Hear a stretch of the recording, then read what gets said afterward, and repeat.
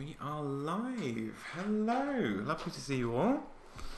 How are you doing? Thank you all so much for being here. Steve, I see you there in the comments as well, so thank you so much for joining us. I already have a really lovely turnout, so I think I'll just get cracking.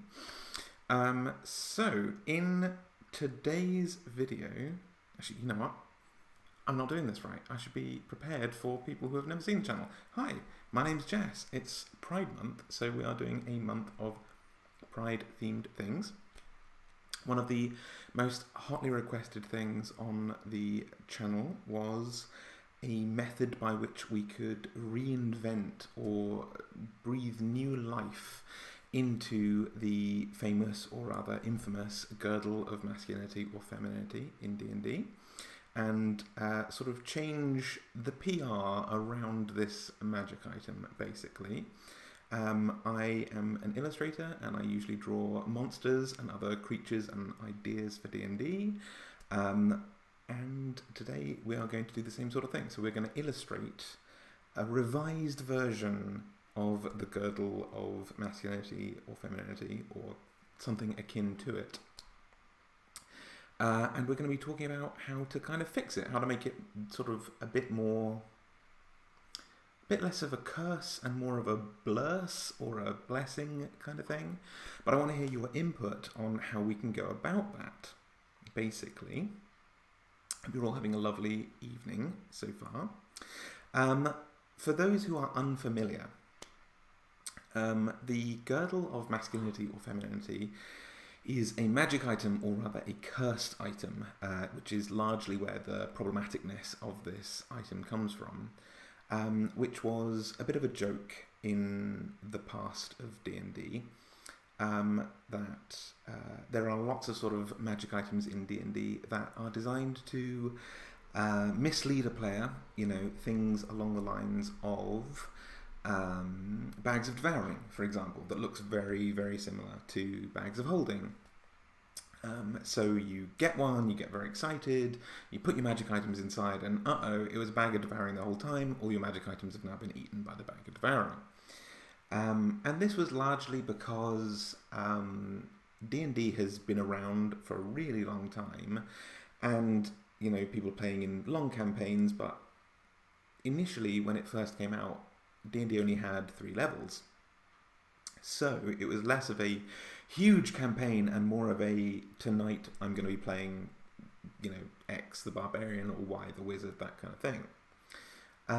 So with repeated playthroughs come a lot of repetition, a lot of similarities, a lot of familiarity with a lot of the monsters and a lot of the magic items in D&D, and as a result, sort of trickery was needed to throw curveballs at players, essentially, because a story is boring without strife, essentially. You know, if you, I can't remember who said it, but if you're telling a story where the main objective is for someone to bring a suitcase onto a train, and they overcome no obstacles to do that, they literally, there's nothing stopping them from just walking onto the train and putting the briefcase on the train, then you've got a very short and very boring story. But if, you know, a thief comes along and steals the briefcase, or, you know, there's locks on the doors and they have to figure out a way to get it in the train, or the train is, you know, leaving the station when they arrive, suddenly we have strife to overcome, suddenly the story becomes more interesting.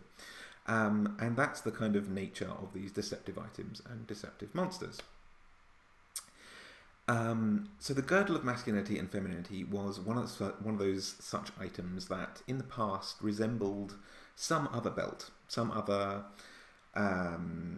magic item that was highly prized, highly desired. You know, whether or not it was it resembled a magic item that you really want, that you're well aware of, like, you know, a belt of dwarven kind or something like that.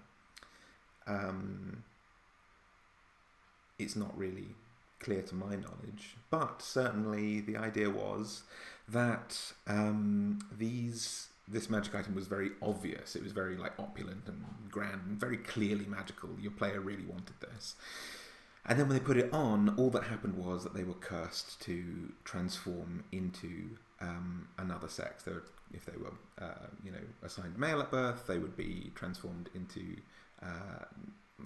as if they were female, and vice versa. And this was played off for laughs. This is kind of which is kind of the issue. It surrounds two major issues in the transgender community: that of trans people are, the misconception. I need to make that fully clear. The misconception that transgender people are trying to deceive people. That we are secretly, I'm just a man in a dress, that kind of thing. That has been a huge and very traumatizing thing in a lot of media. I cannot tell you the amount of... if you go and talk to any trans woman, for example, like myself, and mention Ace Ventura, South Park, a lot of the media that we grew up with, Dude, Where's My Car, all this kind of stuff, huge moments of the plot are, dun dun dun, this perfectly ordinary trans woman is a, quote, man all along, and it's either played for humour, or it's played for fear, or, and I think this is where a lot of what are called TERFs, who, I can't remember what they actually stand for, but they're feminist appropriating transphobes, basically, are afraid of trans women actually being men in disguise, and that we pose a risk to cisgender women who are assigned female at birth in things like bathrooms and other places where you might be vulnerable. So we have a huge history of these very traumatic reminders of, if you're trans, then you're scary and terrifying, or you're deceptive and lying to people, or you're played for laughs. You are a comic figure, just because you are living with these difficult circumstances. So the girdle of masculinity and femininity being this kind of trick, a trap, a curse, all of these things, although it does something that, as a trans woman, I would want, I would want to get this item, because I would be instantly, magically transformed into, having the body that went through the puberty that I wanted. That would be great. But it also brings up really confusing ideas about what you're assigned at birth, and also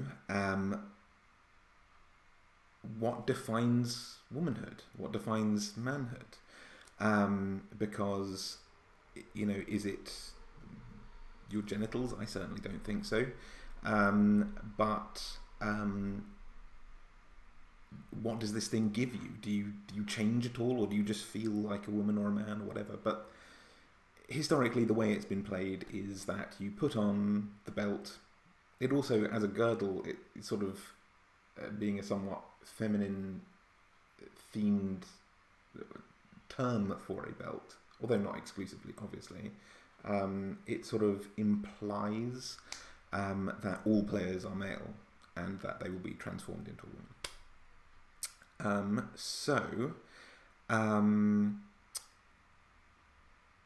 Basically, we need to fix it. And one of the things that I thought would be good is just to, for a start, just read some of the lore of this stuff so that we can have a better idea of what this kind of thing is, basically. So, I have pulled up the Forgotten Realms wiki that will show us shed a bit more light on what this creature, what am I talking about? What this magic item is like. So, pardon the adverts. I don't get to control what ones you guys see. So, cursed item, again, that's the main area of problematicness for this. If we called it like a blessed item, or a blessed item, or a magic item in general, that would be great. We're told that girdles of masculinity or femininity were exceedingly rare items that were often discussed and sought after for the powerful magics used to weave these belts into being. The effects of the item's curse were relatively minor compared to other dangerous and deadly curses in existence. I don't know, it could be pretty traumatizing. Once a girdle of masculinity or femininity was put on, the item's magic changed the wearer's sex, and could only be removed by a remove curse spell or by a powerful cleric at a temple. One of the other things that makes it a bit problematic is the idea that there is a gender binary. I know it talks about sex, but in the past, gender and sex were used somewhat more interchangeably, and if it was like a magic item that might randomly assign you a new gender, you know, out of the billions that there are, maybe that would be slightly better. I still don't think, I think the curse is the main issue here. And again, that it's played off for laughs, which we do also like fundamentally get as a result of, in its history, it was created by a court jester who was playing a prank on a king and used it to involuntarily swap the gender of the king's lover. So that's just tons of problematicness right there, as, you know, treating this person like a thing without rights or feelings of their own. There's a lot, basically. So it's a real issue. And what I thought we could do is think about some of the same themes and make it an item that you'd want, make it an item where curses are not involved here, that it is something that perhaps allows us to alter self in a way that affirms our gender. Maybe it's something that gives you some kind of power when you experience a sensation of gender euphoria. Maybe something else. But I'd like to hear your ideas about what you think we should be doing. Fundamentally as well, I think maybe we shouldn't make it a girdle. Maybe we should go and look into some of the other sort of like memes and ideas of gender and in the trans community and things of that nature. For example, one thing that constantly comes up in the trans community is the joke of thigh-high socks being called programmer socks, and it's kind of like, even when I came out as a trans woman, a lot of you guys had a lot of fun with me. Again, this is with me, this didn't feel like an attack or anything like that. Offering that my kind of care package as a newly out trans woman was in the post, which included a set of cat ears, and thigh-high programmer socks and all this kind of stuff. They're well-known sort of memes that it's just like, that's the kind of thing that a lot of trans women are gonna go for. Personally, I do not own any of those things, but it's, I think part of it as well is in the trans community, because a lot of us went through an entire incorrect puberty for who we are. There's a lot of what's called age regression in the trans community that a lot of people like dress and sometimes act and have a decent amount of time to work through, getting to experience the kind of like awkward teenage years that we didn't get to have going through the correct gendered puberty, basically. So there's a lot of, for the first like year or two, you see a lot of trans people who are dressing a lot younger than they are, and it's sort of there's a sense of fun about it in the trans community. Like, it's well known, and it's like, can I get away with this? And you know, it's like, maybe it's for an in the house thing, not an outdoor thing, that kind of stuff. But you can dress in whatever way makes you happy, basically. Even if that is going through that awkward phase, that awkward teenage phase that you would have gone through when you were actually a teenager, that kind of thing. So there's a bit of a joke around that. But again, I want to hear your ideas. I've waited on for ages and ages and ages and ages. So let's see who's actually in the chat before we start drawing. Who have we got? Dr. Bukowski, hello, good to see you here. Nancy, the last biscuit corn, is also here. Yorick says hello. I admit I don't think I can add anything useful since I'm cis.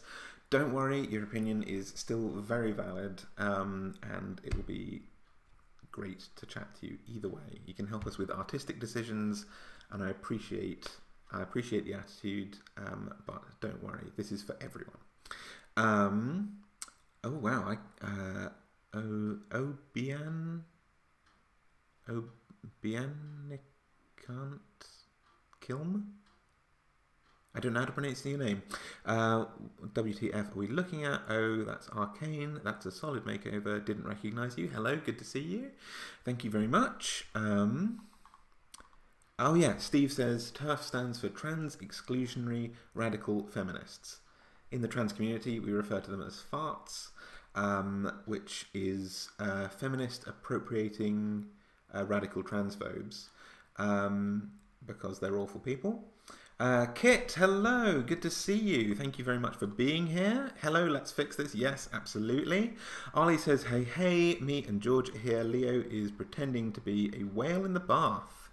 Good for him. Good, I'm glad. Obian, again, I can't, I'm just going to go call you Obian until you correct me, if that's okay. Says it's cursed because it forges a magical effect on you and you can't take it off without the aid of magic. Exactly, yes.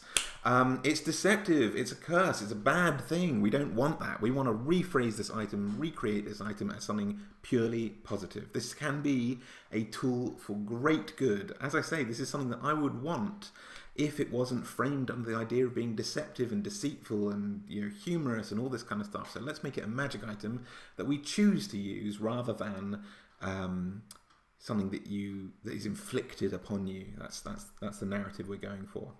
Was this used in any of the Forgotten Realms books? I believe it was. It was certainly used in some of the games, like the early Baldur's Gate games, I believe. I think I have played the Baldur's Gate games, like 1 and 2, but it never came up for me, so I don't remember it at least. But apparently it's Forgotten Realms based. Steve says, I'm not sure. Oh, let just jump for a second there. I'm not sure. Oh, Dr. Kowski said Happy Pride Month, everyone, and has donated £5. Thank you so much for that. I really appreciate that, Dr. Kowski. That's very, very kind of you.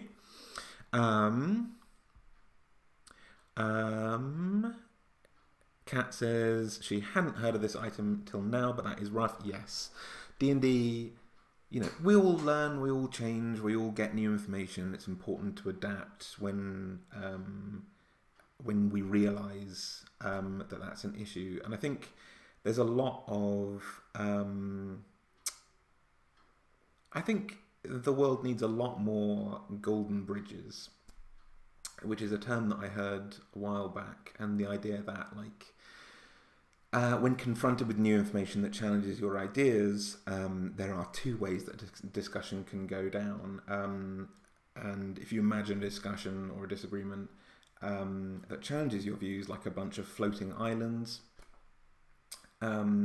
if you're confronting with something that, you know, it's basic, like this item, for example, if you are a trans person and you are, you know, informing someone like, hey, in my experience as a trans person, this makes me feel really bad. This makes me feel like a really terrible thing. Here's why I don't like it. That seems like a very reasonable thing, you know? Like if you told me that you didn't like chili or something, you know, like say, I don't know, it's dumb, but that's all I can think of off the top of my head. I just had chili for dinner. So, you know, you don't like this, I wouldn't start forcing that down your throat. If you politely told me like, hey, I don't like this for these reasons, it's like, cool, don't say no more. Like anything that I can do to accommodate you that makes you feel more happy in this space, let's do that.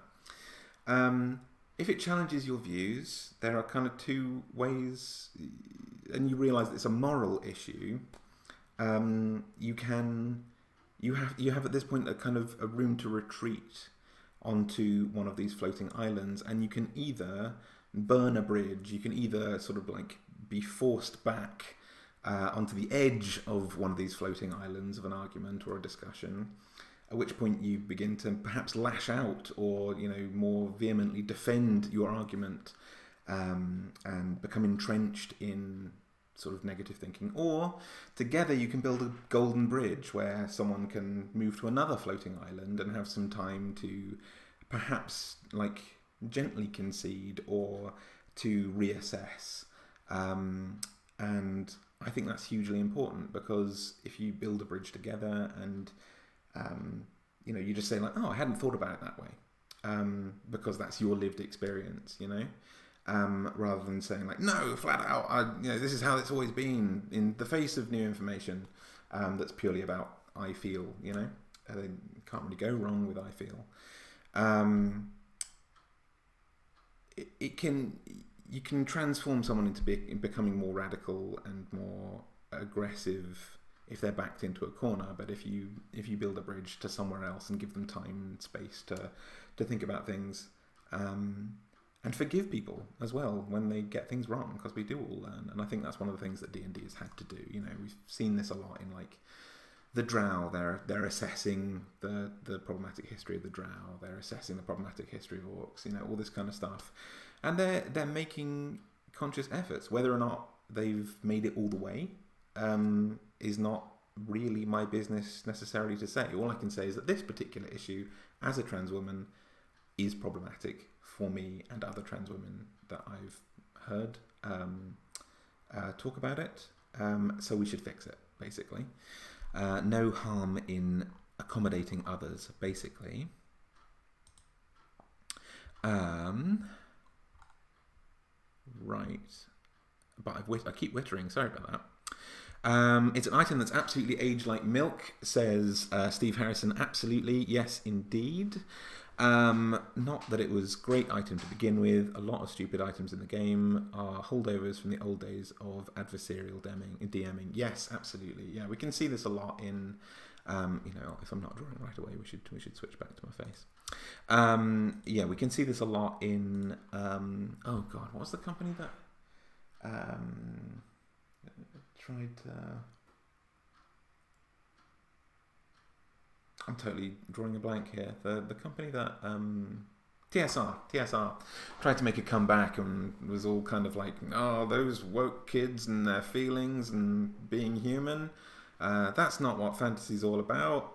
And they just got banned from every conceivable location for being bigots. So yes, time has moved on. It's aged like milk, as you say. Kit says, could be, while worn, other being, do not assume your gender. Ooh, that's a really great idea, Kit. I like that a lot. I'm going to write that down in my little notes, actually. I like that. Let's see what we get here.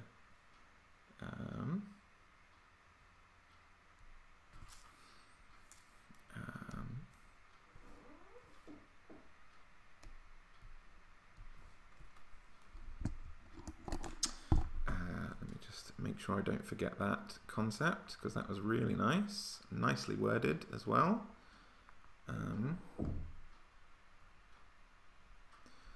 While what am I doing? While worn,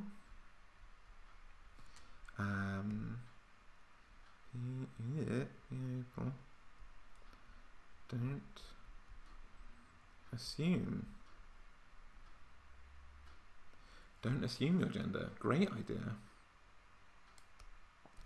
What else have we got?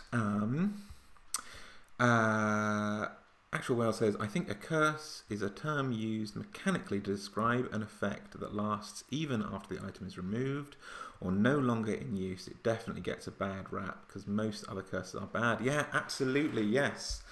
We need to have perhaps something like a curse, like a blessing would even have been, you know, great terminology for this, like a permanent effect that fits the same mechanic. Would change a huge amount of this. Kat says some kind of headgear or hair accessory would be super fun. Wear your crown queen, king / superior. I like that idea. Right, I'm terrible at writing today, sorry. So crown. Yeah, love that idea. Yas queen. Reese says, had get the stream on my PS4, so I missed some things. Don't worry, Reese, you're all good. We've not started drawing yet. We're just kind of gathering ideas for how we can better phrase and reframe this magic item so that it can do good for us rather than playing into harmful stereotypes that make us feel bad. Steve laughing at farts as opposed to turfs. Yorick says, honestly, I think changing it to an enchanted item rather than a cursed item might be the simple solution. Absolutely. Love that idea. Well done, Yorick. Enchanted item. Love that. Lots of people echoing the same sentiment there. Yorick has hit the nail on the bloody head there. See, you almost were like, I shouldn't contribute to this one, but you've contributed a really great thing there, so thank you very much, Yorick. Nancy says, why does it have to be something you wear? Why can't it be the Blahaj of gender euphoria, which you can carry in your backpack? Nancy, just coming in and like steamrolling the comment section with just name dropping Blahaj in the middle of this. Okay, for those who don't know, Blahaj is a stuffed toy from IKEA and is the envy of all trans people, non-binary or binary or anything. I am personally on the hunt for Blahaj. So it's a little stuffed, adorable shark who just so happens to be sewn in the colours of the trans flag. And that would bloody well work pretty great. I'm gonna, you know what, I'm gonna write Blahaj. But Blahaj is so popular that you can't buy Blahaj anywhere anymore. I've phoned up the IKEA in Edinburgh and in Glasgow, and they were well aware of what I was going to be phoning up about, basically, as soon as I mentioned stuffed toys. You can't buy this anywhere, and I'm on the hunt for a Blahaj. I need the trans mascot in my life. Nick H says, it was originally a meme item. Yes, exactly. Though I think it's rare and hard to find. It might require a task or quest in-game to get it as a reward. It's been a long time since I last played it. Right, okay.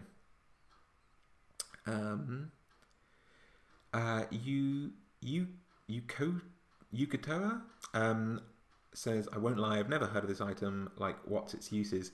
It has no uses. It just changes your, as it said, sex from one side of the binary to another, and that was it. I think it would be, you know, if it had a kind of trade-off. Again, one of the things that I'd really like to experience or really like to put into the game is the experience of gender euphoria, which, if you have never experienced gender dysphoria, and probably, I mean, you might have experienced gender euphoria as a cis person. I wouldn't know. I'm not cis, but euphoria is, as I was kind of saying on a reel recently, just as much of a reason to identify as trans. Like the happiness that you get, the absolute elation in being, in feeling like you're in your correct body, is an amazing sensation. So perhaps we could make this an item that includes that in there. Like if you experience euphoria, it gives you like this huge confidence boost. Maybe you get like advantage on XYZ, or you get like an inspiration point every now and again whenever you experience gender euphoria, that kind of thing. Don't know quite how it would work mechanically, but it sounds like a fun idea. I would love to include a positive feeling of being trans in there.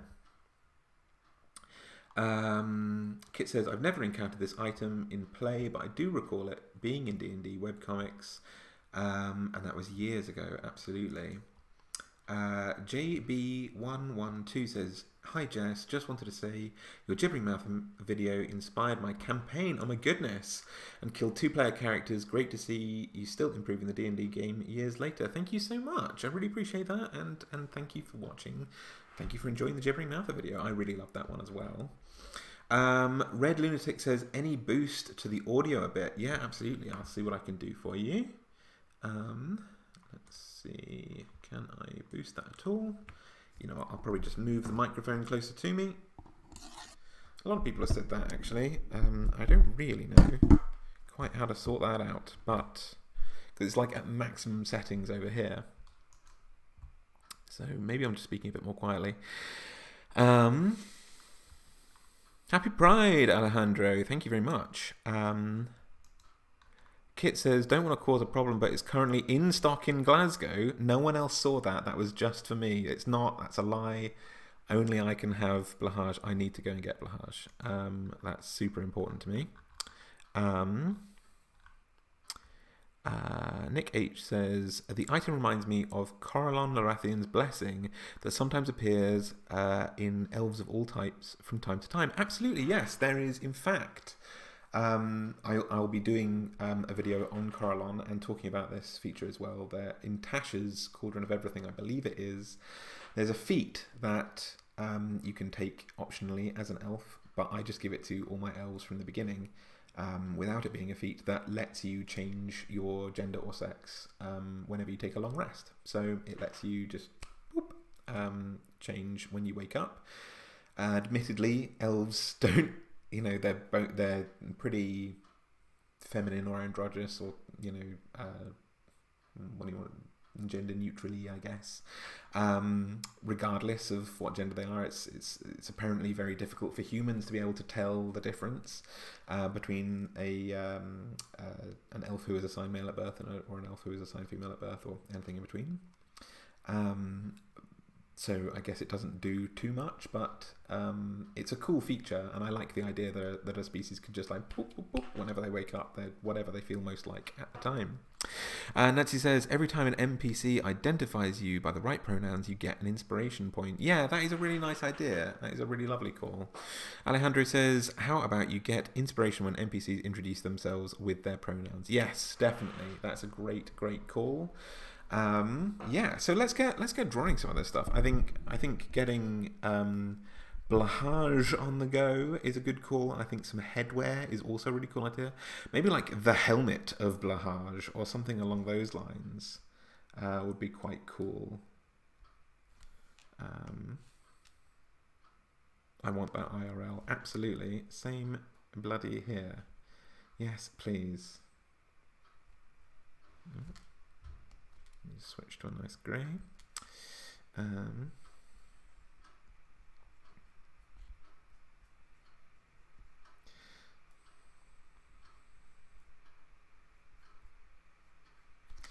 So how would this work mechanically? Hang on.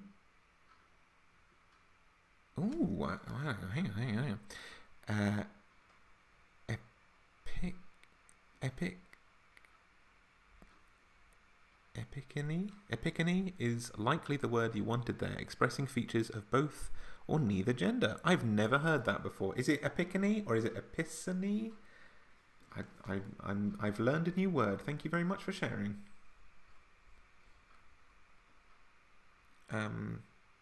It's not often that happens because, as my English teacher used to say, I am inebriated with the complexity of my own verbosity because I was basically a very insecure little creature and wanted to feel smarter than everyone else. When I was in school, I was absolutely intolerable. So I used lots of very over-the-top and horribly, I was horribly verbose as a means of trying to mask my insecurity. But it's good to learn a new word.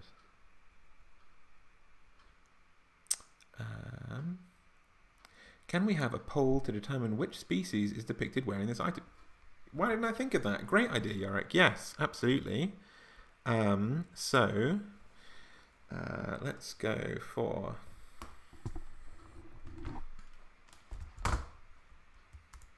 who is wearing the helmet. We can go for human, unlikely to get picked. Elf, we can go for tiefling, We can go for dwarf. Is that really all I get? You sound like my little sibling. Oh, that's sweet. Thank you. I assume, unless they sound really weird. In which case, okay. Yeah, you know what? I'll put gnome in there. There you go. What is Blahaj? Only thing I can find is a plush shark sold by IKEA. Yes, that is exactly it. So, like I was saying, Blahaj is a stuffed toy shark from IKEA that's very rare. It's sold out like everywhere. And it's a meme in the trans community because it is sewn using the colours of the trans flag. And has just, you know, it's really hard to describe a meme, like why it's taken on the life that it has. But it has. It's really taken on this life of its own. And now Blahaj has become the unofficial mascot of trans people. I think maybe because sharks are like misunderstood as well. But either way, he's very cute.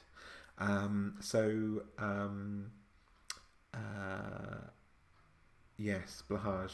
Every trans person. If you know a trans person and you don't know what to get them for their birthday or for Christmas, Blahaj. Get them Blahaj.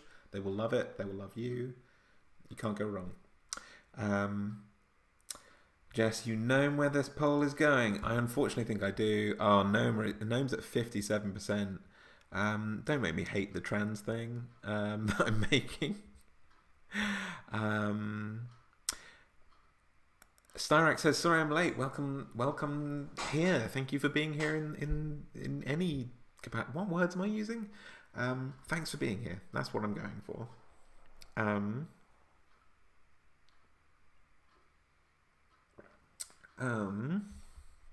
Harriet R says, I kind of see it like a blurst item. Absolutely. Its history is nasty, yep, but trans people have used it to make themselves who they truly are. But it can be used to inflict dysphoria on a trans person. Absolutely, yes.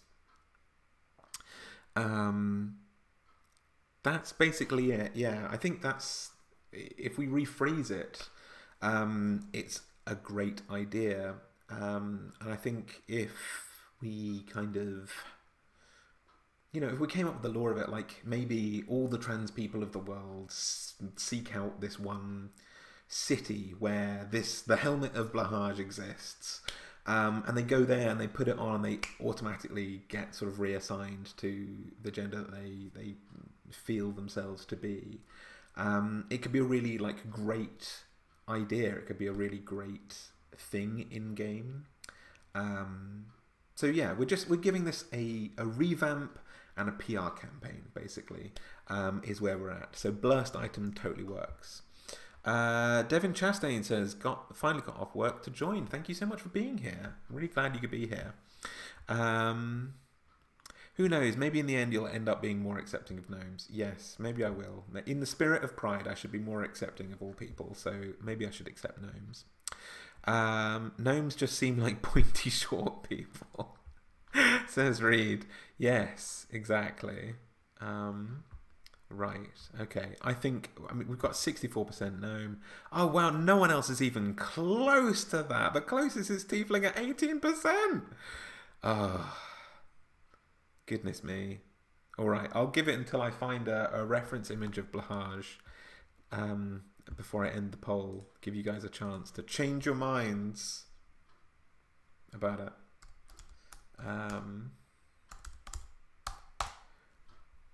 Oh, look at Blahaj. He's so cute. Oh, he's so derpy. Right. I love him. Oh, they've got him in a little business suit. Oh, I'm getting distracted by Blahaj. Right, okay, no, right, let's go. I love you, Blahaj. Right, let's look how tiny he is. There you go. That is Blahaj. Praise be. Right, okay. I feel dreadful now. Do not worry, Steve. It's okay. It's all okay. It's the will of the people. Mara, hello. Good to see you. Thank you very much.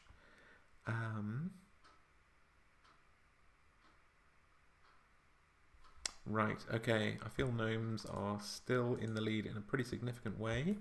Let me pull up a reference image of a knight's helmet, because that is something else that I will need, because I have an idea for how I want this to work.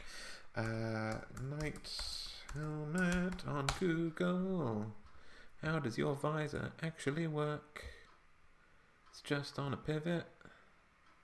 Oh, it's just literally on a pivot. I thought it was more complicated than that. Okay, right. Well, gnome it is, I think.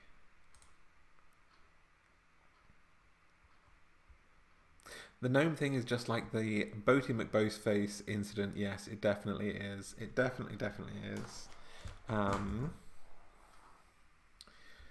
Oh, you have Wi-Fi in your home now, Mara. Excellent. I took a week after moving, even though we ordered it a month ago. Good grief.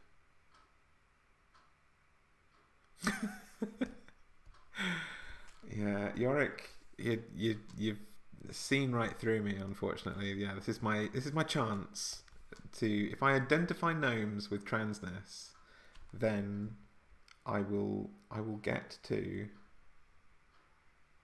you know, I'll learn to love them, I think. We'll get it, right? Okay, here we go. I will just, now we have a big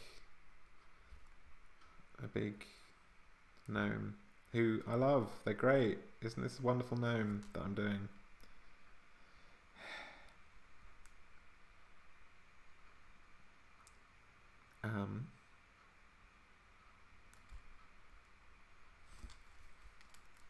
Such a great gnome. So glad you guys picked gnomes. What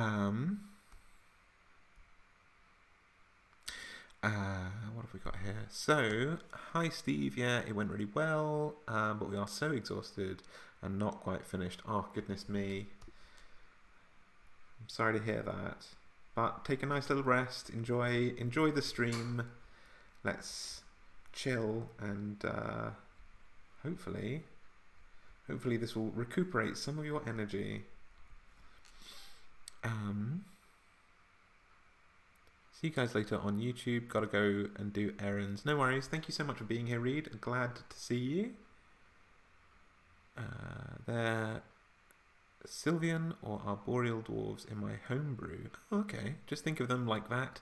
Every journey begins with a single step. Yes, they're like little, basically dwarves. That's how we'll do this. Right. Okay, so what I want to do is kind of make this like, I liked Kat's idea of this being like a crown as well. So hold on, how do I want to do this? I want to do this like having a kind of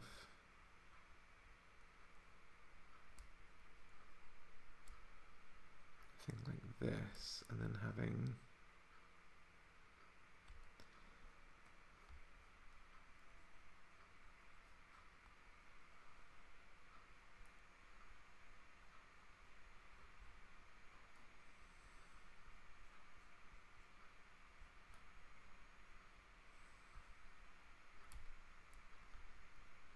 it's got to be nice and round as well, because Blahaj has no sharp corners, because he's pure.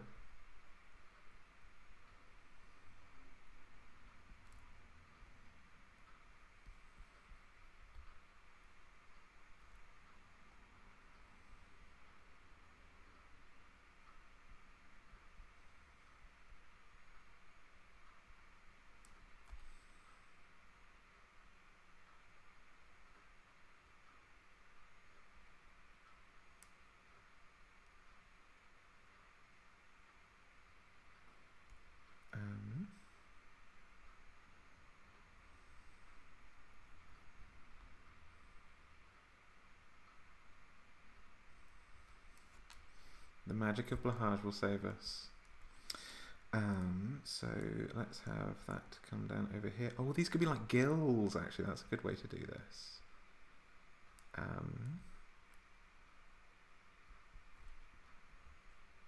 And we can have like a little bit of hair sticking out over here. And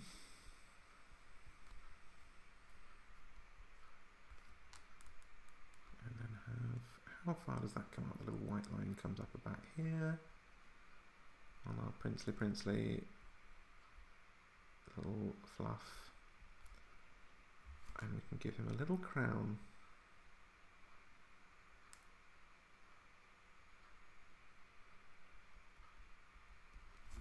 There we go.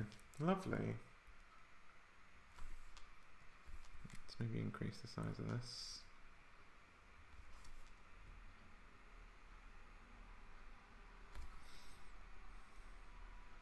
I need you guys to think about exactly how this will work so I can write this up. I'm making sushi and summer rolls, so it's going to be a good evening. Excellent. I'm glad. That sounds wonderful. Steve, you are indeed part of the healing process here. I'm learning to love gnomes. Make it the Zora helm from Breath of the Wild. Ooh, interesting. Okay. You know what? I played so much Breath of the Wild, but I cannot think right now what that looks like. Zora helm.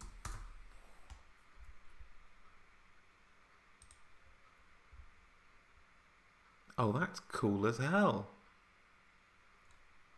That is cool AF. Right, okay. Might have to just readjust this slightly. And have that come down a tiny bit.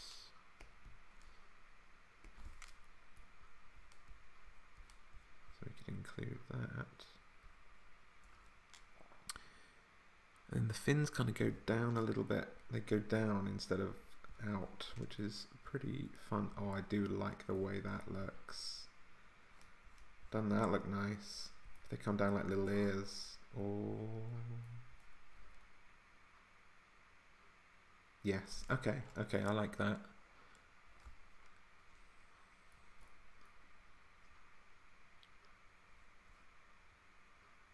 Very nice. Okay. So let's go for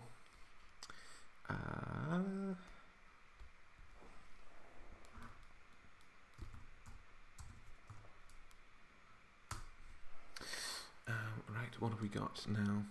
What am I missing? This is going to be amazing. I certainly hope so. Sorry, got to go, but can't wait to see the finished piece. Yes, no, same, absolutely. I'm very excited. This will go up on my Instagram and on D&D Beyond. I've behind me. I don't know if you can see. Maybe you can. Maybe you can't. Yes, that thing behind me right there is my to-do list that I say that. The one over there is my big to-do list. The one behind me is my kind of like weekly plan, and then my kind of monthly plan is right there, and I cross things off on that. So I'm far more organised now, and this will definitely get done. So I posted the drag homebrew to my Instagram, and similarly, just like that, I will post this very soon as well when we are done with it.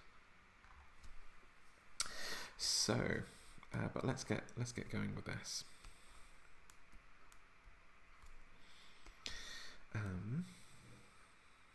So how does this work mechanically? What's the like you put it on and it automatically works. Again, using the phrase enchanted to rephrase the kind of curse, so it's a lasting effect. Maybe it's a lasting effect if you want it. Maybe it's like it could be a helmet of gender experimentation as well. So it's like, if you want to see what it's like, you can wear it, but if you attune to it, then the effects become permanent, that kind of thing, because it may not be right for you.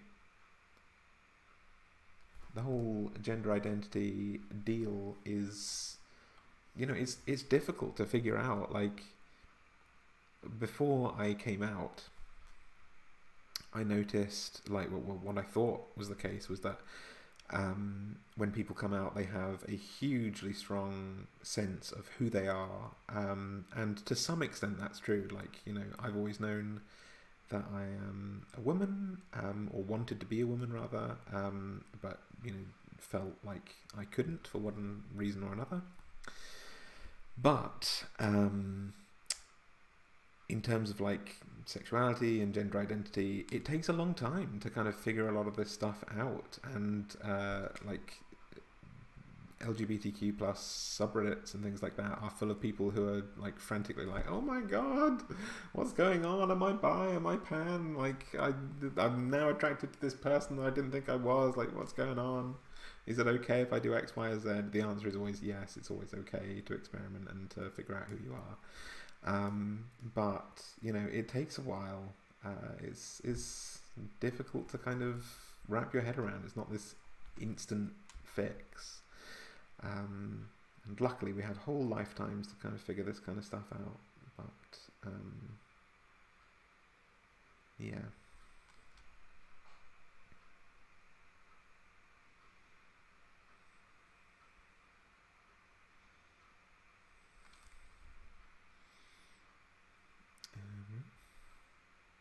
Dr. Bukowski, almost time for me to go and DM for some brand new players. Their second ever session, oh my goodness. Have a lovely evening, everyone. Looking forward to seeing the finished piece. Yeah, thank you so much for being here. I'm glad you were here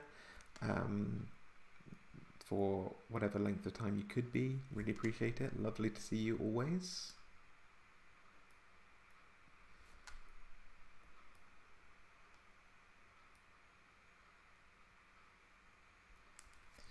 Right.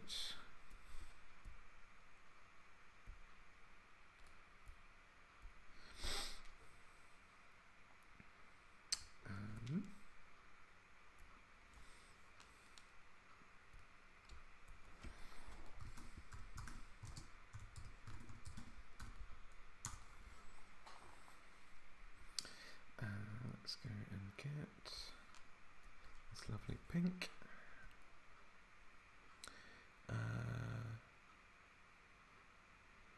Reese Jones says, I too am a gender and sexuality mess.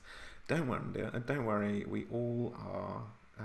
I finished recording my video about... I've made a kind of homebrew player species based around the idea of asexuality, and kind of like exploring and explaining asexuality in more depth rather than just like, hey, you might not be attracted to people in that way.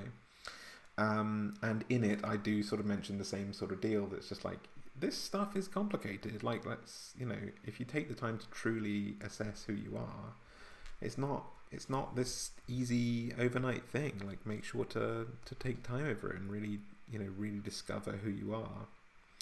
One of my favourite books is The Fall of Man by Grayson Perry, who is one of my favourite artists of all time anyway. And one of the things that he talks about in it is the idea that you should, or, you know, it would be great if everyone could spend a few years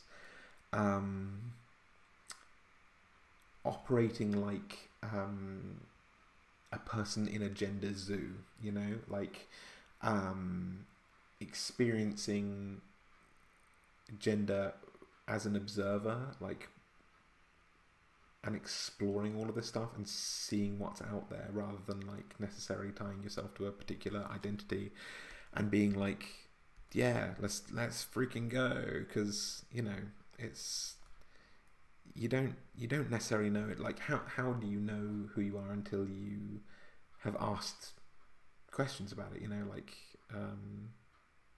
you have to, there's some exploring you need to do, that everyone needs to do. Continued. Addressed in a positive way their own identity. Oh, have I missed a bit?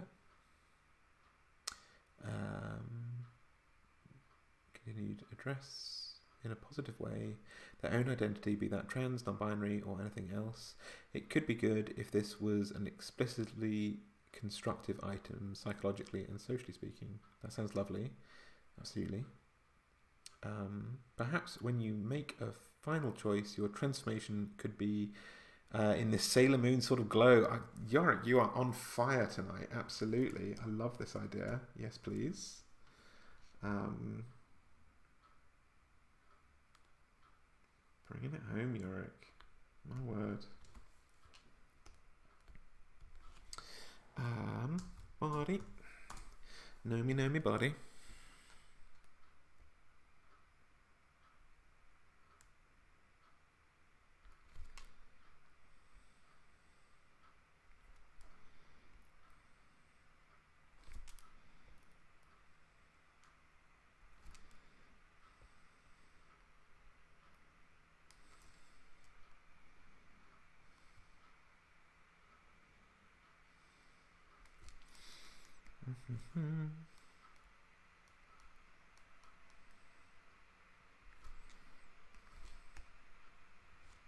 Did I leave huge gaps that this is about to fill? I think I did. Yeah, whoops. If I remove that, yes, there we go, I can see it now. All my little shortcuts, all my little skipped bits showing up, including just having not drawn the head at all. Because I'm an idiot, apparently.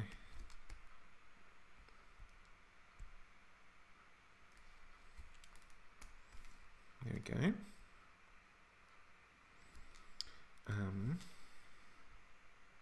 So also, who made this item? You know, do we have any lore about the person who created it? I mean, I think we can understand perhaps why, but maybe there's a bit more of a backstory. Maybe it was created by a deity or a wizard or an artificer, or maybe Blahaj, the deity of all trans folks, created it spontaneously.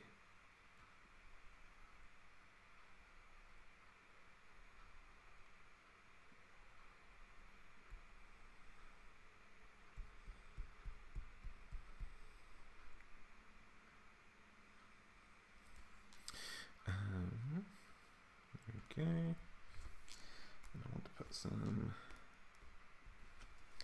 ears, get those little Nomi ears on the go. I'll be honest, I am having fun drawing this gnome. Like, don't tell past me, but I am actually having fun with this gnome.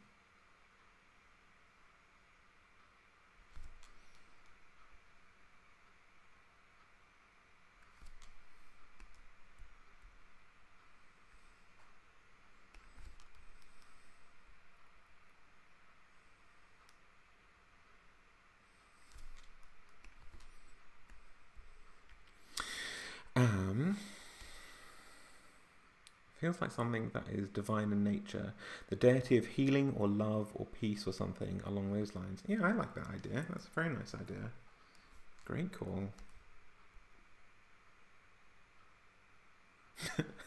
Do you want a coffee? I would love coffee, yes. Thank you, lovely wife. I didn't know you were watching. I thought you were in the middle of a conference thing. But yes, I'll happily take a coffee.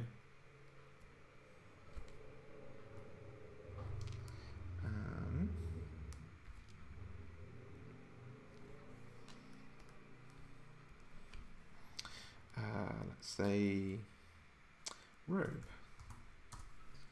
and we'll get a bit more of this nice pink on the go because I think that's not super well represented. Is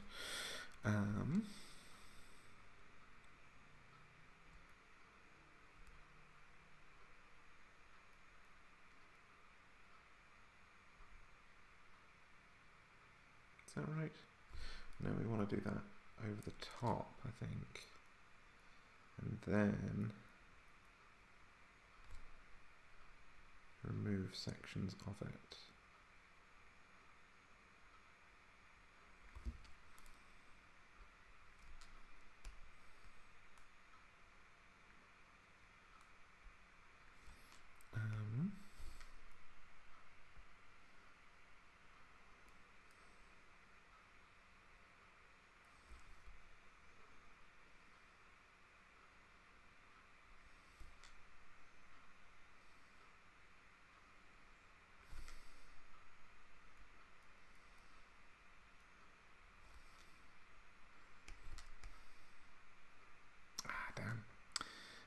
kind of figured that might happen. But I'd hoped it wouldn't. Let's do that. And then do this instead. But yeah, Divine does seem like a good method by which to create this, doesn't it?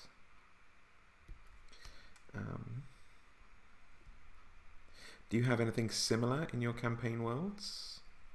How do you run it if you do?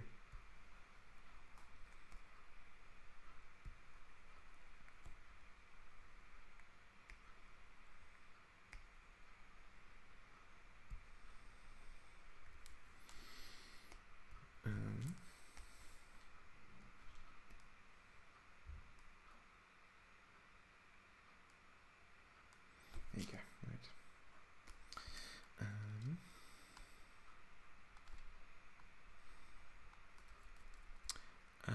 Kat says your secret is safe about enjoying the gnome content. Yes. Thank you very much. Reese says maybe the one who made it was a trident or sea elf. Interesting. Or some other equine species. Yeah, absolutely. That's a great idea. Nice call.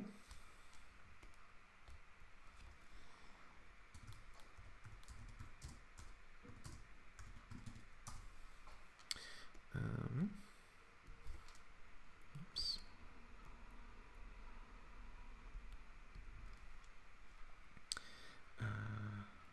Ooh, undo. That was the wrong thing. There we go.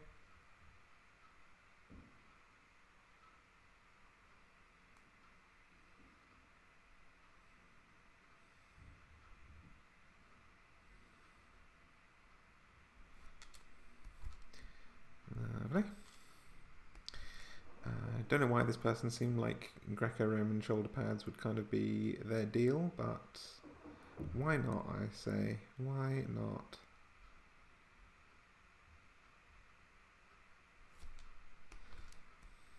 Says I.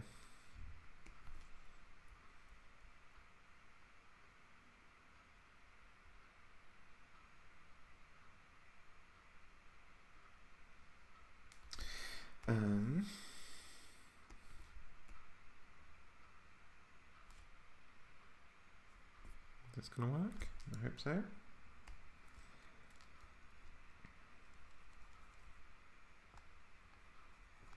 Fingers crossed that that's done the right thing. I can't even see. So where am I now with this? Oh yeah, putting a tiny bit of hair. We want to put the little crown on behind everything as well. Crown.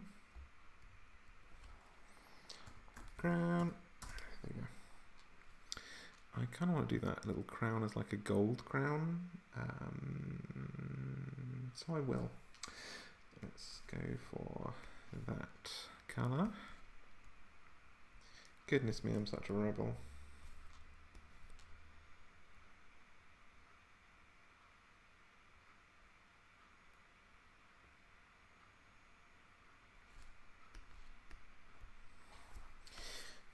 I've also saved that as crows rather than crown, because apparently I can't type when I'm not looking at what I'm typing.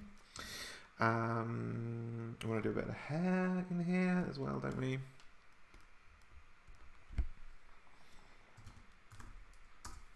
Maybe we'll go for a kind of deep blue as contrast.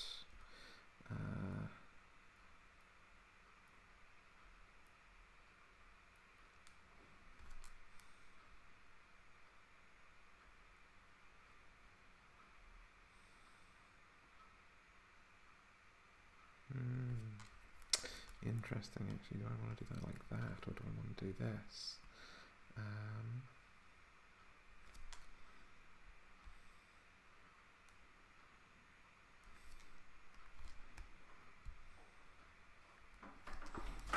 kind of want that to be...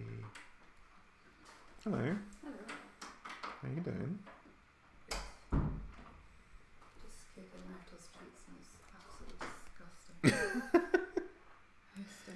She is a classy lady. Thank you very much. I want that to be above the ears, actually, don't I? How's it going? Yeah, really good. Yeah, we've decided to make. Oh, I looked for that shark. Apparently, it's in Glasgow.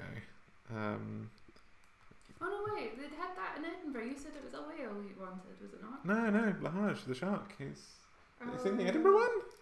I think I did see that, but it was huge. Oh, is it? I thought it was like quite this small. size.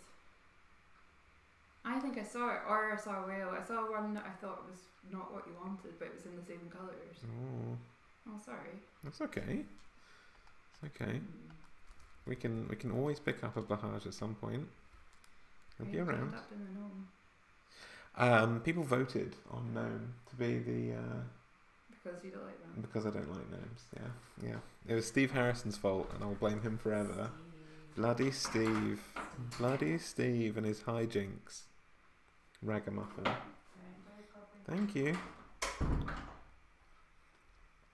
Oh, salted caramel syrup in there. That's a nice surprise. Thank you. I don't see the girdle of femininity or masculinity in 5e, so are we just updating and modernising it, or are we fixing it for 2nd edition where it's a thing? Also just got here, and I'm loving the mask of the left shark. Yes, basically we are updating the magic item so it is less problematic. It causes no one any trauma or issues or anything like that, and we're changing it from being a curse to what was it? Yorick said enchanted item, so it leaves a permanent effect, but it's a nice, happy permanent effect. It's one that you want. So just giving it a refresh, making it an interesting item, and giving it a sort of PR reboot, if that makes sense. So, yes.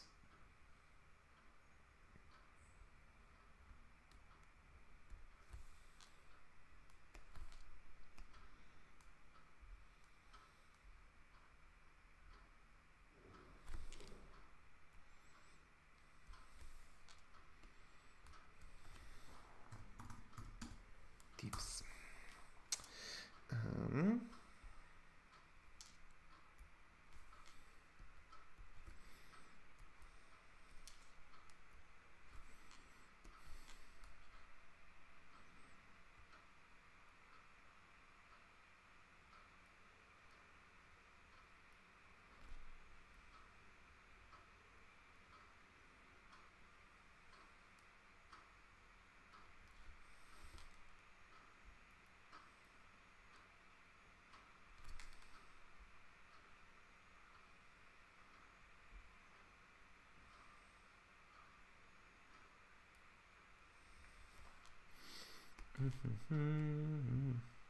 Is that going to screw up? I think it is. Yeah. Blast. Okay.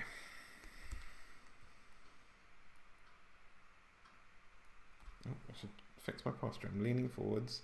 I've really hurt my back recently, and I think nothing tells you that you've hit your 30s in general more than just waking up with back pain.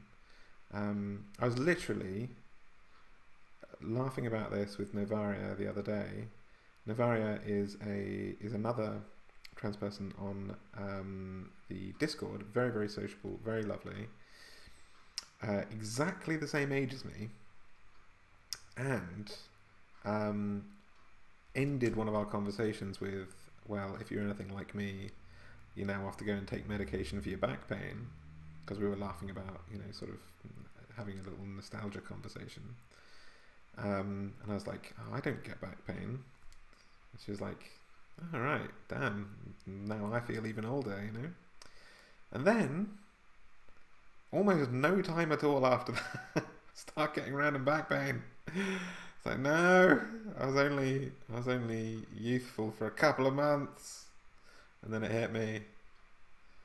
God damn it. Bloody 30s. How dare it.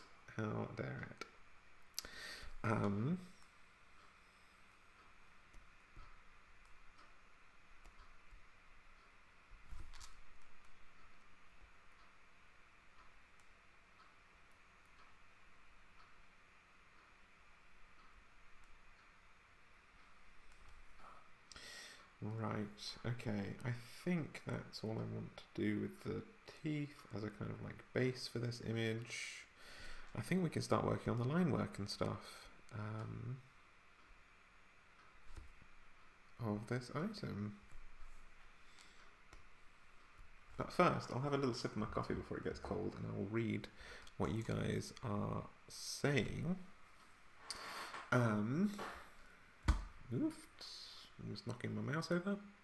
Steve says, back pain is ghastly. I spent 3 years on crutches, due to it, and still have complications from it. Still can't walk very quickly.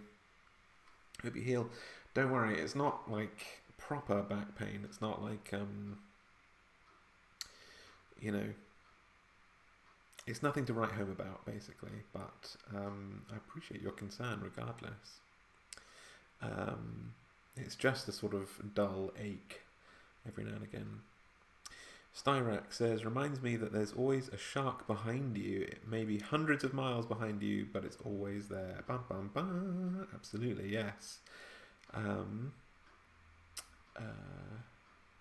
If I had to recommend a fix, I'd say swimming and yoga.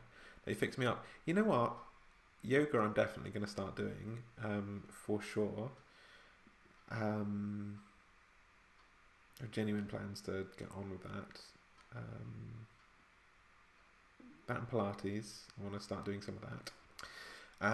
But I'm lucky enough. There's a guy in the town that I live in who's been working with me to sort of help me get healthier and get fitter. And he does these sort of like private one-on-one sessions, which is really nice. And he and his brother run a vegan protein shake company called Muscle Mary, which has ties to obviously Muscle Mary was an 80s gay bodybuilder, so they have ties to like Stonewall and other things like that. So he's been really understanding and accommodating. Because at the start of the year I was like, oh, I'm non-binary, I'm yada yada yada, and then a few months later down the line I was like, no, actually I'm a trans woman. I want to, how can we work on getting me to feel more feminine in my body and make me healthier and all this kind of stuff. And so we've just been working on that. But it's really nice to go and not be judged and to have such a specific thing that I'm working towards.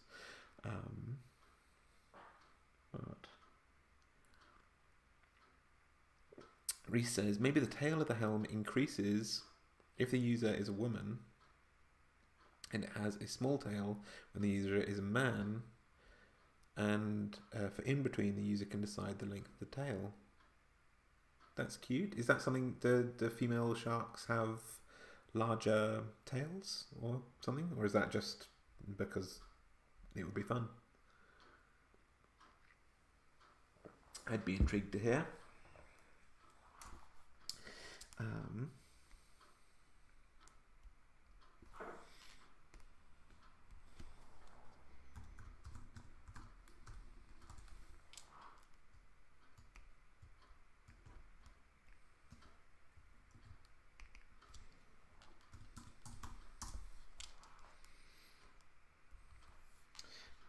Let's get some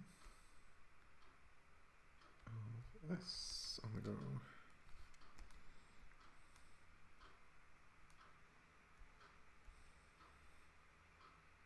It'll be fun. Yes, no, fair dues. That's just as much of a reason to do something in that neighbourhood. Let's say yes, that happens.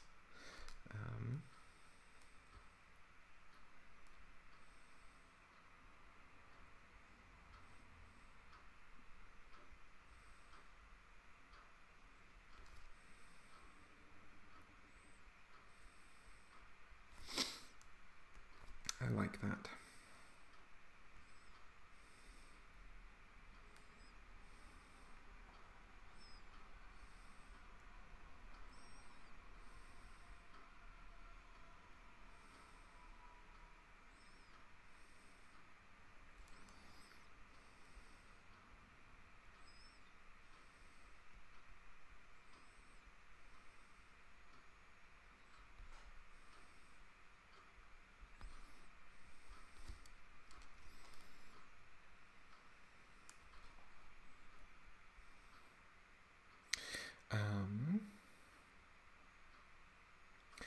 Every single stream from now on, I will ask on a scale of 1 to 10, with 10 being total and 1 being none, what is the current level of gnome hatred?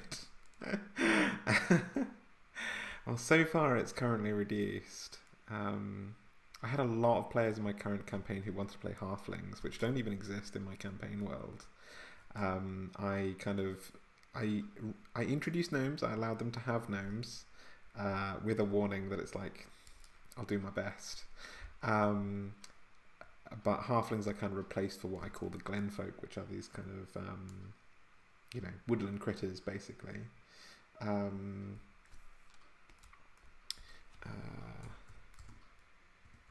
Awoken animals that are kind of anthropomorphized and about 3 or 4 feet tall. Because I think you only need gnomes or halflings, maybe, or something, or like call them the same sort of species, or something. They look very similar. They do mechanically different things, to be fair, but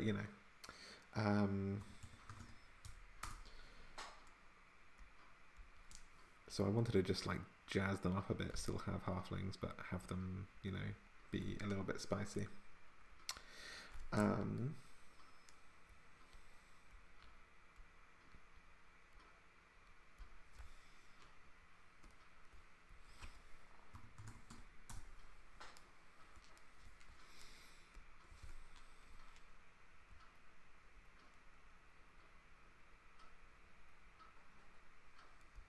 But a lot of them wanted to be halflings and they didn't exist, so I just kind of let my players, at least not in the lore of my world.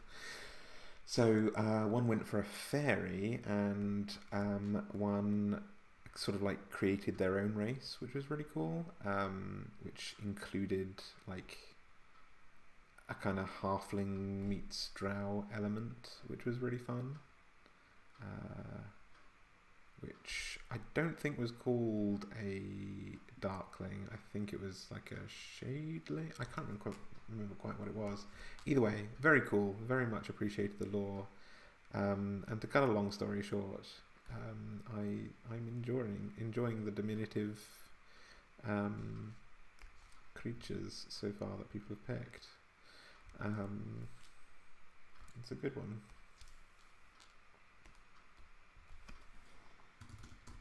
Is where I was going with that from the beginning.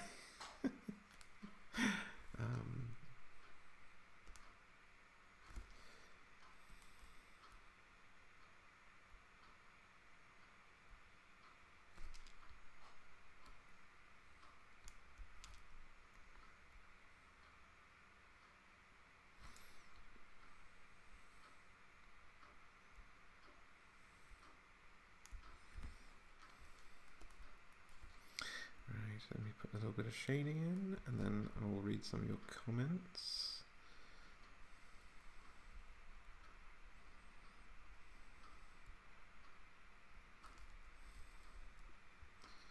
Some of you guys have been saying to it in the chat.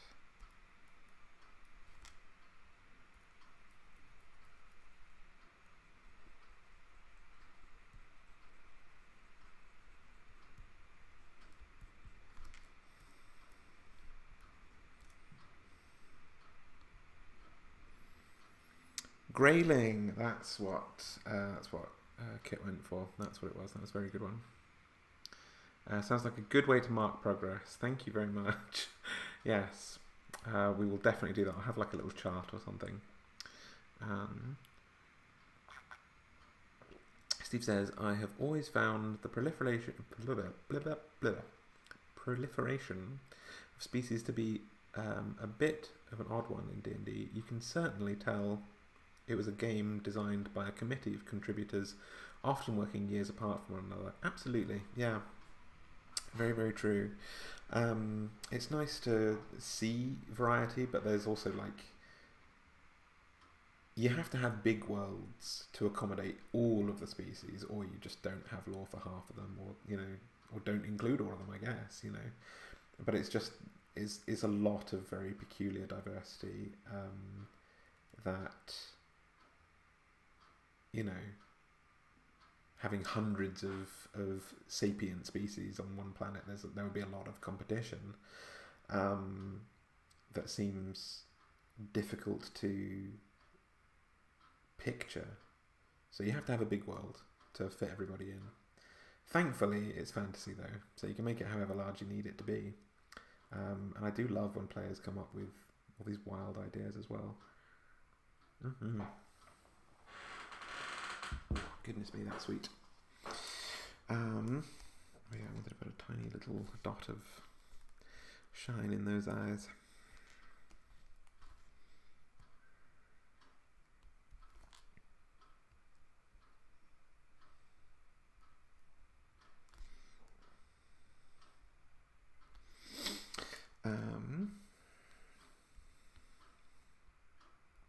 So let's get to the meat of this.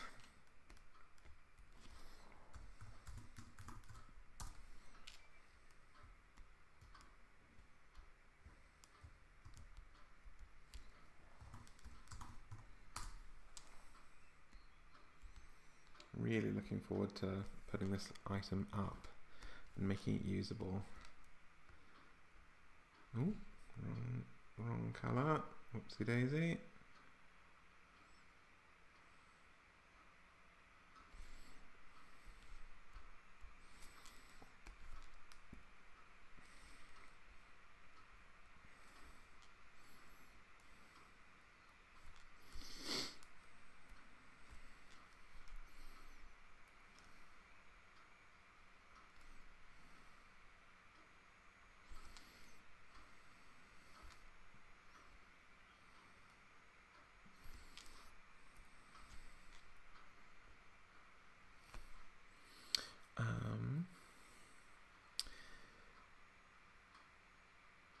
Absolutely. I like it, but it's always been a real head scratcher. Absolutely. I just allow anything in my setting. Yeah, totally. I absolutely can get behind that. I don't think I do, because I've spent a long time coming up with the world, and I should, like, my gut tells me I should just allow my players to do whatever they want, because that's what a fun DM would do. But at the same time, I think I'm more precious about my world than I care to admit that I am. Certainly in-game, whenever they make decisions, they can make whatever decisions they want to make, but, you know, there's something about coming up with the lore of your world that you've had for a long time. It's hard to kind of give up all that stuff. Jurassic says, Yorick says, I apologise for this being completely off topic, don't worry about it, but one of the head tilters I ran into when putting dinosaurs in my world was that some of them were named after real world countries that don't exist. Yes, I've often thought about this. Like, dinosaurs are a hard one because I you know, everyone wants, or rather, I assume, like myself, everyone wants dinosaurs in their D&D campaign worlds, right? You just would. But yes, absolutely. Like Albertosaur and all this kind of stuff, I assume is named after Alberta rather than just someone called Albert. That kind of stuff, like, it is difficult to reconcile. What I tend to do is frame it under the idea that the world has its own language. Like, Common is a language that the player characters speak, and as, you know, players of this game, this is our interpretation of what they're saying, you know. So I can dismiss enough stuff by just saying, like, they're saying that is a, you know, Gribulanthrosaur or something like that, whatever they say it in their world, that's lore appropriate. But to us, we know that it's an Albertosaur, that kind of thing.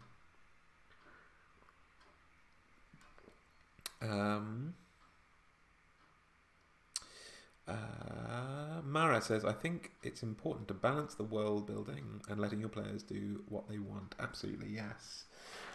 You don't want people absolutely running amok and, like, altering the seriousness or joviality of the campaign with their own homebrew lore.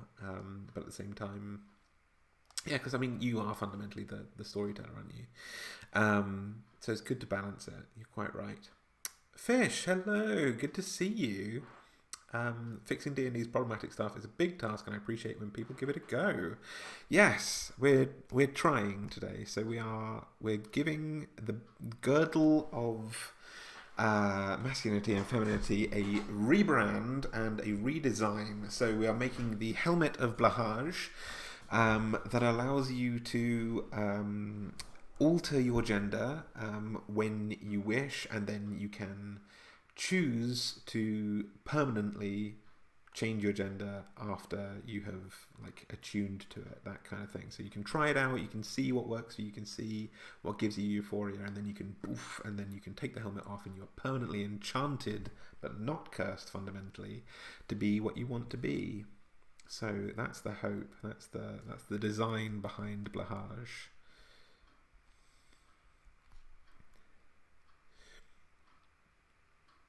Steve says, absolutely, that's why I deliberately designed my world to be able to account for whatever mad or joke character that my players might want to create.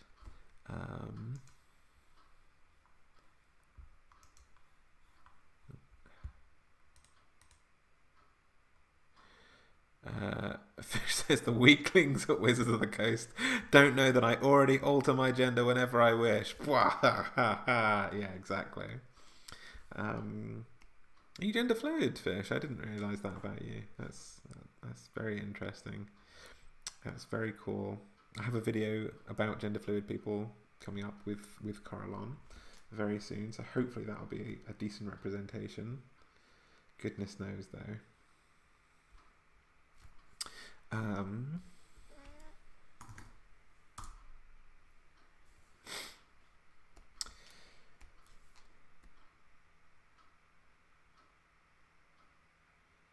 Come on, pick up the eye. There we go. Yes. I want to keep that nice and dark, even if I made the line work a little bit lighter.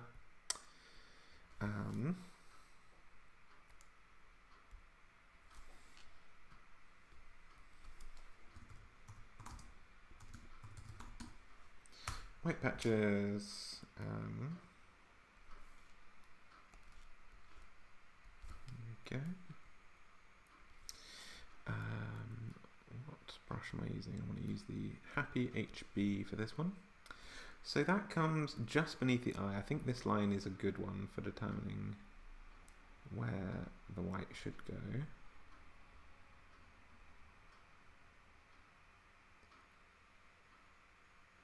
You have your own superpower, Fish, and you should be very proud of that.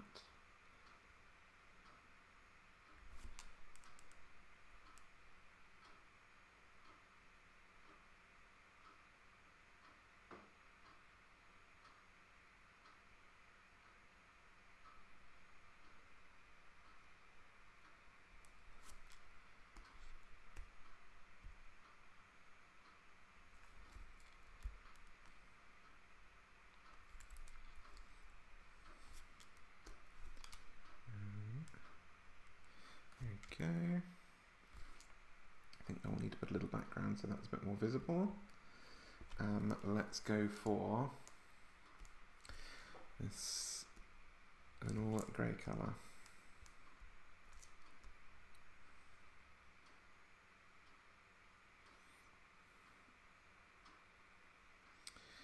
Steve says, a bit off topic, kinda, but last night I was invited to a hen party. I'm a cishet male. We asked if it would be okay for us to go in outrageous drag. The idea was approved. We were all drunk though. That sounds amazing. How did it go? But I think it'll be a great time. Yes, always got time for drag. That sounds absolutely fantastic. I was invited to a stag do the other day, well, a while back, I guess. For a friend, where I would be the only girl there, and that was I don't think you've thought this through or what that quite means for me, but I appreciate the offer response.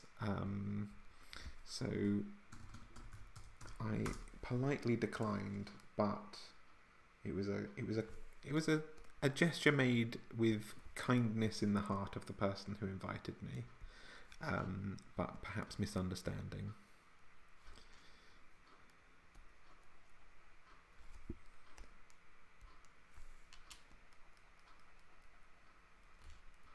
because my wife, who's also friends with this person, was not invited. So it's like, it just says to me that you're not really thinking of me as a girl,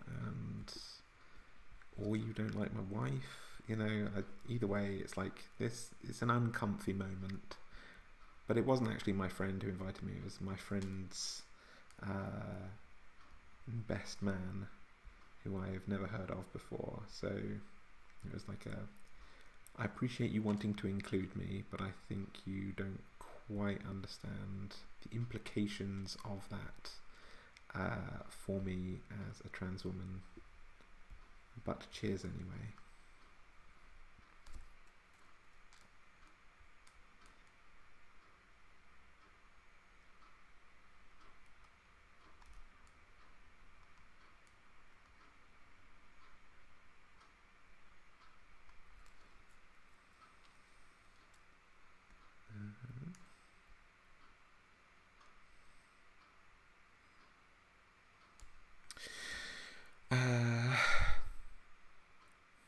Where's the line between outrageous drag and basic drag?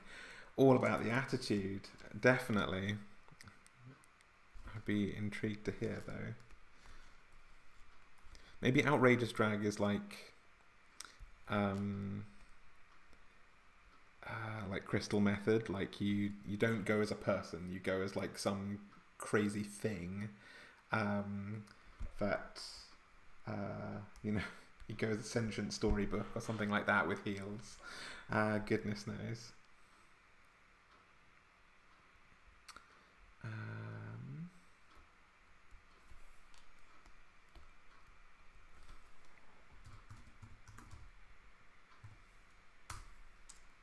think we can get rid of the sketch layer now.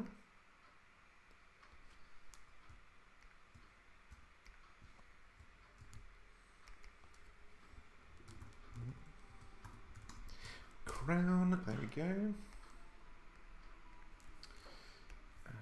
Let's get this nice little squidgy gradient on the go. And go for a nice little bit there.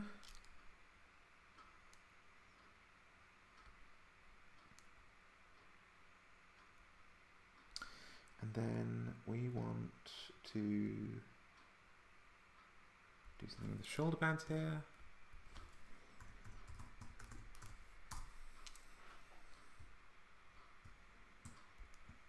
Let's turn that into a little group. Shoulders of Blahaj. Right, there we go.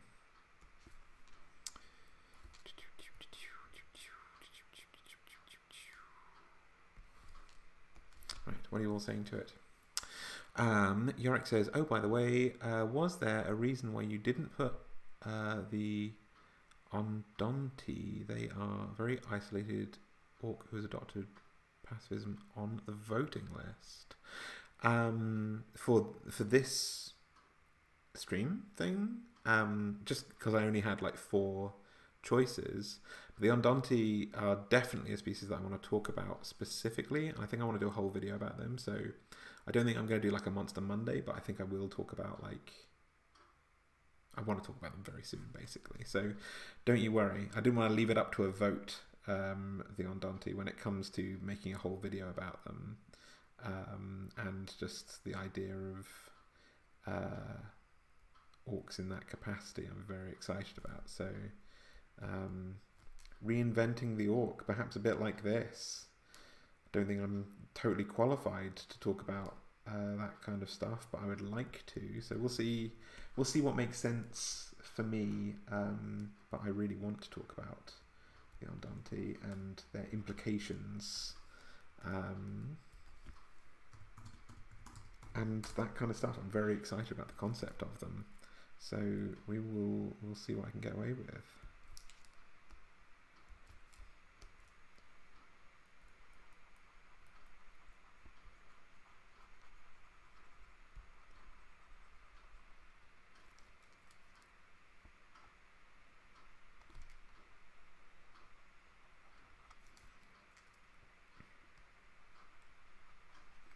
like them.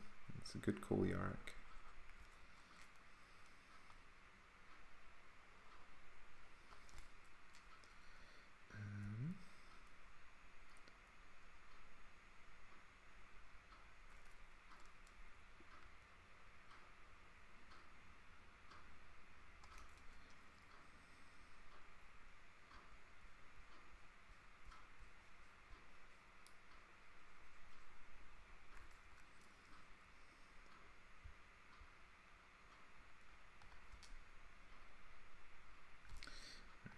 Little highlights on there as well.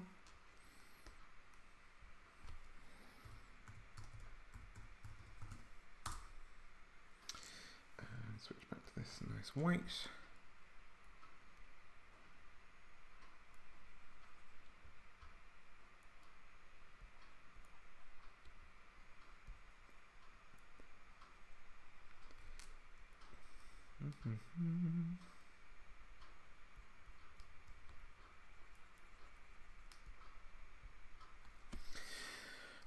Right, what are you guys saying to it? Don't you mean presentation? Yes, absolutely. No, for the Monster Monday polls. Yes, of course, yeah. Don't you worry. Yes, they will definitely come up.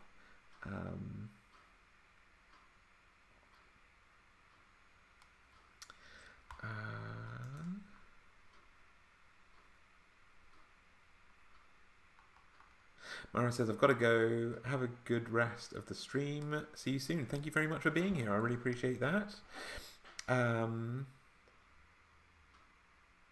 Megamind is a time. Even all caps don't do that scene justice. It is a good scene. I've never actually seen Megamind like fully, but I've seen that meme used very often, and I bloody love it. It's very good.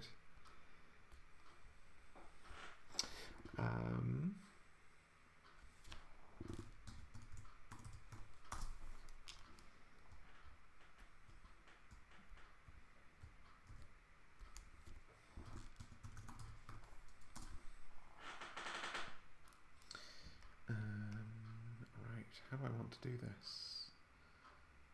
I think what I want to do is get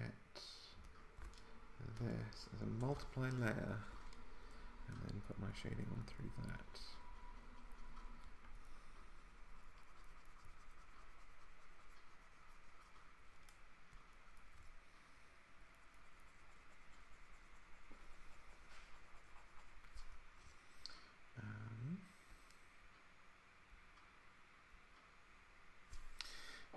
Go for some line work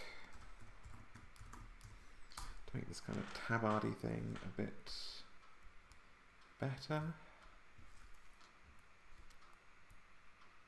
And we're pretty much done with this, all in all. If you have any final thoughts on what this thing can do, how it might operate, what kind of stats you might give it, what kind of level you might award it to, you know, that kind of stuff. Where would someone find this item?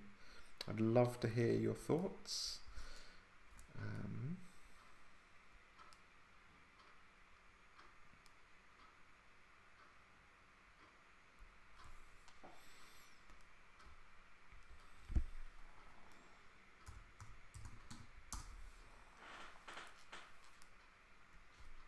And then we'll wrap up, I think.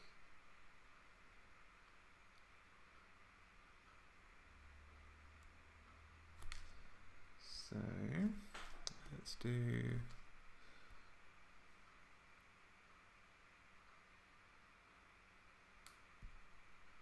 wonder if this would be interesting.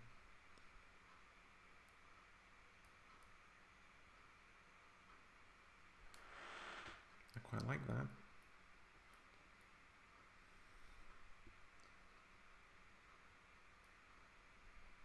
Yeah. Love that.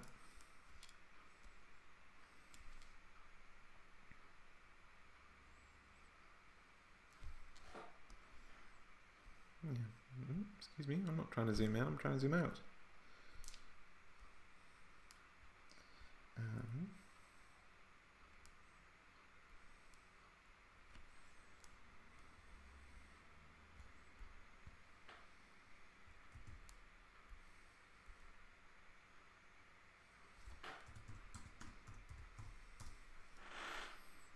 Here we go. The Helmet of Blahaj. An update of this otherwise very problematic item for use in your D&D campaigns. He's squishy and wonderful, and he makes you happy.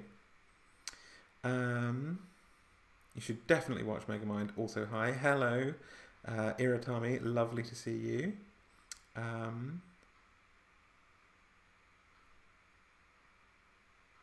It's on Netflix in the UK. Oh, right, okay. I'll definitely give that a go. Eric says, I've got none, but I'm glad I was somewhat useful. You were wonderfully useful. You came up with some brilliant and superb ideas that will definitely make it into the write-up. So thank you very much. Love the shading on this. It looks very plush. Thank you very much. Squishy is exactly what I was going for. Starrick says, in times of need, you'll find it at the local carpenter, aka a furniture store. Love that idea. That is legendary. Yes, 10 out of 10. One Oki, yay, Pride Month stream from one of my favourite creators. Oh, bless you. Thank you very much. We're just wrapping up, actually, but I can stay for a few bit. I can stay for a couple of minutes and, you know, answer some questions or anything else if you would like that, or if you need anything. Otherwise, we'll wrap it up there. But this is the Helmet of Blahaj that transes your gender, I guess. Would Dispel Magic revert a PC that used this item? I'm going to say no, because that seems dysphoria-y. I think it's got to have a feature of it only works on you permanently if you identify with that gender, and if that's the case, there's no magic short of a wish spell, or even screw wish spells. There's no magic that can change you out of it, because why would we want to live in a world where you could do that to someone? It can't be used offensively is the way that I want to go for it.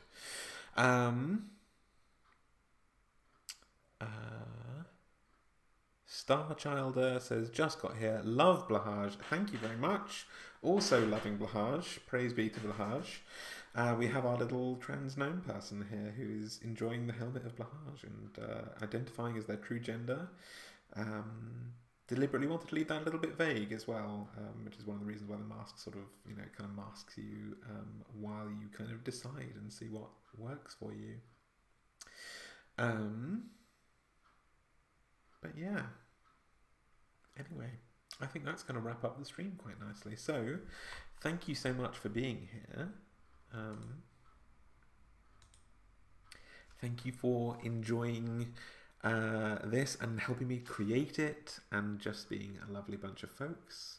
There were some questions at the beginning as to why or how this would be problematic, and I hope I answered your questions in that regard, and why this item is hopefully less problematic, and at least to me as a trans woman seems like something that I would really want to get a hold of, and shouldn't have any negative consequences because it doesn't affect the life of the person other than affirming their gender. So we've removed the fact that it's a curse, we've turned it into an enchanted item, we've made it entirely voluntary, we've given you time to kind of think about how you want to present yourself, and then you choose to finalize your permanent assignment of gender, and you can always wear the helmet again if you so choose to change your mind even then.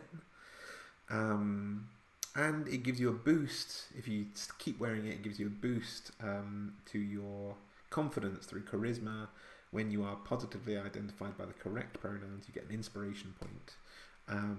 So it should be a euphoric hat of loveliness, and was created by some sea deity of gender positivity. So yeah, I think that seems like a really wonderful place to leave it. So thank you all so much for being here. Thank you for watching and contributing and for making some absolutely amazing ideas. I will write this up. I have a few things to write up and put on my Instagram, but I'll put it on D&D Beyond. I'll put it on Instagram. I'll try and remember to put it on Discord separately, but if not, check me out on Instagram. There is a link right... where are you? Insta, right there. Can I point at it properly? Yeah, there we go. Insta, my link to my Insta is right there. You can't click on it, but you can type that in. And yeah, I hope you have a wonderful rest of Pride. I hope you feel valid, because you certainly are, and I hope you feel loved, because you certainly are. The next time that I will be live with you is going to be in a premiere on Monday for the Pride Origin Sorcerer, a homebrew sorcerer subclass that I've created, all about embodying pride in all of its forms, and what that means for you as a sorcerer, how you can tap into prismatic rainbow magic to further equality and love and validation. And yeah, until next time, thank you for being here, and happy Pride, and stay safe, and happy monster hunting.